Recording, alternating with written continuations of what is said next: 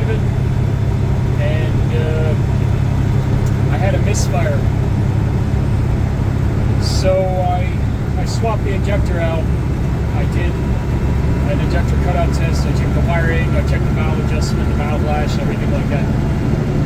And I couldn't figure it out, so I figured, you know what, why not try swapping computers and see what happens. So that's what I did. And it smoothed the idle out. It's much better. So the computer I put in this truck is 500 horsepower, 1850 torque. So if I want to get moving, I just have to give like half throttle, 25% throttle, something like that. I don't really have to floor it, you know. But yeah, this truck's old. It's old, but it's got a 99 motor. It has a new transmission. It has a new rear differential. And it's like a good project truck. I can see this truck looking good if I give it a paint job and redo the interior and stuff like that. So I like these old Centuries. I'm 6'3", so it gives me a lot of room inside. If you're thinking about buying a truck, I mean, the Century, you're going to get the most room out of a Century or a Cascadia. A Volvo is smaller inside, Peterbilt's smaller inside, T660 smaller inside. The new is T680, T700, they're pretty big inside. International Pro-Stars have a lot of room inside. Yep, it's a 10-speed e-Fuller reman transmission. The other one blew up in Brooklyn, and I was lucky to get out of there with a slim few years. So, yep. Anyway, freight's not good. The uncertainty of trucking ahead of us is not good. But if you're thinking about getting into trucking, truck prices are very low. Trailer prices are very low. So now is the time to buy if you want to buy something. If you're really about trucking and you really want to do this, this is a good time to buy a truck. So if I was to start off from scratch, I would get a Freightliner, Century, or Columbia with a Detroit 60 series motor.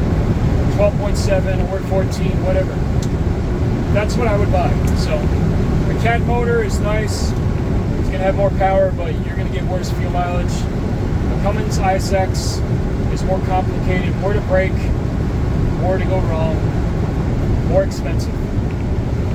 You can get a Detroit 60 series and give it 500 horsepower, and it'll treat you well, and you'll get good fuel mileage. So you get like 6.5. You get 6 to 7 miles to the gallon. So parts are cheaper. It's easy to work on. These trucks are like a blank canvas. Like, you can do anything you want to on these old trucks. You can repaint it. They're very easy to work on compared to newer trucks. Very less electronics, stuff like that. And they got some problems though. You know, their nickname is a freight shaker. So, you know, but if you really want to, you could throw in air ride front suspension. I mean, heck, if you were crazy enough, you could probably change the rear suspension with Peterbilt suspension on the rear. And you would have a nice ride and lots of room inside. Shelving, storage, room for your tools. You know, if you want to put some tools inside.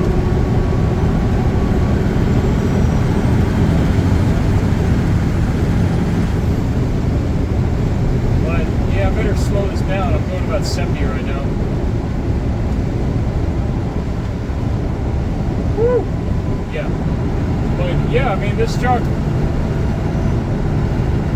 I like it. Yes, sir. Yeah, if you're trucking on the East Coast right now and you got your own authority, if you want to make some money, you're probably better off going from, you know, New Jersey Carolina or Georgia, and then going from Georgia or South Carolina all the way down to Florida. For that run, to do those miles from top to bottom, north to south, you're going to end up with at least like $3,500 by the time you get to like Tampa or Orlando. So, and then you can just dead head out and go back up to like Macon or Atlanta or Savannah, and then go back up. That's probably going to be some of the best runs. Like if you're just running off the dead port, if you got a connection with a broker, good for you. But for the most part, most guys are living off the dead port. I mean, you can look back at some truck runs you did. If you save them in your email, call these brokers up. They might have something you like still that you can get before it goes on the dead port. So, but that's it. I'm just out here trying to survive. You know, trying to survive, taking it day by day. Really trying to survive. So.